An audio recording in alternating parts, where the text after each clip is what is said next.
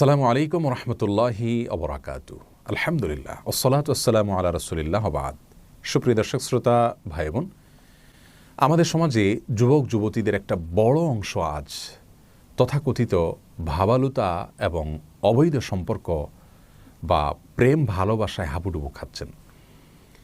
মুসলিমদের সন্তানরা যখন এই হারাম কাজে লিপ্ত হচ্ছেন, শয়তান তাদের কাছে নানা মুখরোচক স্লোগান তুলে ধরছে এবং শয়তান তার শয়তানি বিভিন্ন যুক্তি তুলে ধরছেন। তেমনই একটি যুক্তি অনেক আমাদের যুবক যুবতীদের কাছে শয়তান তুলে ধরেছেন, আর সেটা হলো যে অনেক যুবক যুবতীরা আজকাল মনে করেন যে বিবাহ বহির্ভূত যে অবৈধ সম্পর্ক করা হয়, তথাকথিত প্রেম ভালোবাসা করা হয়, এটার পরে যদি তারা একে অন্যকে বিয়ে করে নেন তাহলে প্রেম ভালোবাসার কারণে তারা যে গুনাহে লিপ্ত হয়েছেন সেটি হালাল হয়ে যাবে। মূলত এটি শয়তানি একটি ধোঁকা এবং প্রতারণা। একজন মুসলিমের জন্য আল্লাহ রাব্বুল আলামিনের প্রতিটি নির্দেশকে মানা এবং নিষিদ্ধ বিষয় থেকে দূরে থাকা, এটা তার জন্য আবশ্যক এবং ফরজ। বিবাহের আগে নারী পুরুষের সম্পর্ক সেটা যে পর্যায়ে গড়াক না কেন, এটাকে ইসলামী শরিয়া সম্পূর্ণরূপে হারাম করেছে। এই জন্য আল্লাহ রাব্বুল আলামিন বলেছেন, লা তাকরাবুজ জিনা, তোমরা জিনার কাছেও যেও না। অতএব বিবাহের আগে যদি কোনো ছেলে কোনো মেয়ের সাথে হারাম কোনো রিলেশনশিপে জড়িত হয়, কোনো রিলেশনশিপ তৈরি করে, কোনো সম্পর্ক তাদের মধ্যে তৈরি হয়, এমনকি শুধু যদি কথাবার্তা এবং ছোঁয়া ধরা, একান্তে সময় কাটানো এগুলো হয়, সেগুলোও হারাম।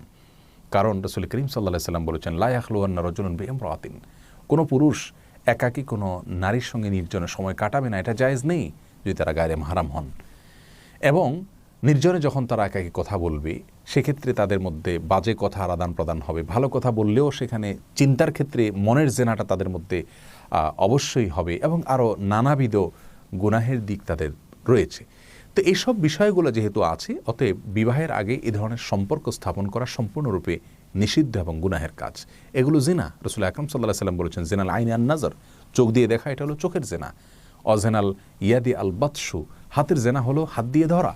এবং প্রত্যেকটি অঙ্গের জেনা আছে, যার কারণে বিয়ের আগে যারা সমস্ত জেনায় লিপ্ত হন তথাকথিত প্রেম ভালোবাসা বা ভাবালুতার নামে, তারা যদি পরবর্তীতে একে অন্যকে বিয়ে করেও নেন তাহলেও তাদের আগের গুনাহ অটোমেটিক মাফ হয়ে যাবে না, বরং আগের গুনাহ থেকে, অপরাধ থেকে আল্লাহ রাব্বুল আলামিনের কাছে তওবা করে লজ্জিত হয়ে ক্ষমা চেয়ে নিতে হবে, তারপরে সেটি মাফ হওয়ার আশা করা যেতে পারে। আল্লাহ রাব্বুল আলামিন শয়তানের যত ধোঁকা আছে, প্রতারণা আছে, শয়তানি যুক্তি আছে, সেগুলো থেকে আমাদেরকে হেফাজতে থাকার তৌফিক দান করুন। আমার প্রিয় যুবক যুবতী ভাই বোনদেরকে বলতে চাই, বিবাহ বহির্ভূত সম্পর্ক এটা নিষিদ্ধ একটি সম্পর্ক, হারাম একটি সম্পর্ক। আল্লাহ রাব্বুল আলামিন হারামে আরাম রাখেন নেই। যারা এই সম্পর্কের পরবর্তীতে পরিণতিতে বিবাহ পর্যন্ত যান, বেশিরভাগ ক্ষেত্রে তাদের দাম্পত্য জীবনে সুখ শান্তিও হয় না, যদি হয়ও অনন্ত অসীমকালের জাহান্নাম তো অপেক্ষা করছে জেনার অপরাধের জন্য। যার কারণে আল্লাহ রাব্বুল আলামিনের নির্দেশ মেনে চলার ভেতরেই মঙ্গল এবং কল্যাণ নিহিত আছে। আমরা প্রতারণার হাত থেকে বাঁচতে হলে, অশান্তির হাত থেকে বেঁচে থাকতে হলে, সুখী দাম্পত্য জীবন পেতে চাইলে আমাদেরকে হালালের পথে হাঁটতে হবে। আমাদের পূর্বপুরুষগণ, আমাদের বাপদাদাগণ তাদের দাম্পত্য জীবনে আজকালকের যুবকদের চাইতে অনেক বেশি সুখী ছিলেন। তারা কিন্তু তথাকথিত ভাবালুতায় ডুবে যেতেন না, তারা হালাল সম্পর্ক স্থাপন করতেন। তাদের পারিবারিক জীবন, দাম্পত্য জীবন আমাদের চাইতে অনেক ভালো গেছে, অনেক বেশি সুখী ছিলেন তারা।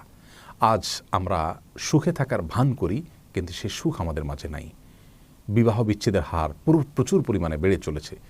এ সবগুলোর মৌলিক যে সমস্ত কারণ রয়েছে তার মধ্যে থেকে একটি কারণ এটাও যে আমরা বিবাহ বহির্ভূত সম্পর্কের মাধ্যমে মূলত আল্লাহ রাব্বুল আলামিনকে অসন্তুষ্ট করে ফেলছি, আর আল্লাহকে অসন্তুষ্ট করে সেখানে কোনো শান্তি আমরা আশা করতে পারি না। এই জন্য আসুন বিবাহ বহির্ভূত সকল সম্পর্ককে আমরা না করি, আল্লাহর ভয়ে, ঈমান এবং তাকওয়ার উপরে অটল অবিচল থাকার স্বার্থে এ ধরনের সম্পর্ক থেকে নিজেকে দূরে রাখি।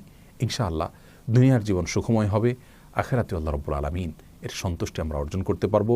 যে যুবক তার যৌবনকালকে আল্লাহর আনুগত্যের মধ্যে কাটায়, আল্লাহর আরশের নিচে ভিআইপি প্যান্ডেলে যারা ছায়া পাবেন তাদের মধ্য থেকে তিনি অন্তর্ভুক্ত হতে পারবেন। আল্লাহ তাআলা আমাদের যুবক ভাই বোনদেরকে সেরকম ঈমান এবং তাকওয়ার পাওয়ার দান করুন, যেন তারা এ ধরনের গুনাহের হাতছানি থেকে সরে আসতে পারেন, এগুলোকে ডিনাই করতে পারেন। আল্লাহ আমাদের সবাইকে হেফাজতে রাখুন। জাযাকুমুল্লাহু খায়রা। আসসালামু আলাইকুম ওয়া রাহমাতুল্লাহি ওয়া বারাকাতুহু।